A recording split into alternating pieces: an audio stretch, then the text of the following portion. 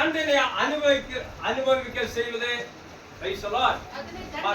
யாரு பாவம் எதை செய்கிறார்களோ அதை அவர்களுக்கே தண்டனையாய் அனுபவிக்க செய்த தேவ நியாய தீர்ப்பு.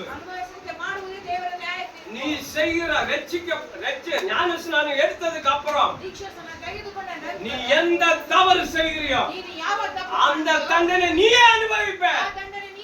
இது உண்மை. என்ன நீ செய்கிறது உனக்குத்தான். இந்த வேதம் அப்படிதான் சொல்கிறது. ஹல்லேலூயா. இந்த தண்டனை மிகவும் கொடியது. இந்த உனக்கு கொடுக்கிற இறுதி தீர்ப்பு, உனக்கு கொடுக்கிற நியாய தீர்ப்பு, பாவம் செய்கிறவர்களுக்கு கொடுக்கிற நியாய தீர்ப்பு, இந்த தண்டனை கொடியது. அடுத்து பாருங்க, அடுத்து சொல்றாரு அந்த வசனத்துல, புசிக்க சாப்பாடு. ஆண்டவரே சாப்பாடு கொடும். உனக்கு என்ன தேவை என்று அவர் அறிந்திருக்கிறார். நீ அழிந்து போன ஆத்துமாக்களுக்காக ஜெபம் பண்ணு. நீ ஜெபம் பண்றதுக்கு முன்பதாக உனக்கு என்ன கொடுக்கணும் இயேசு அறிந்திருக்கிறார்.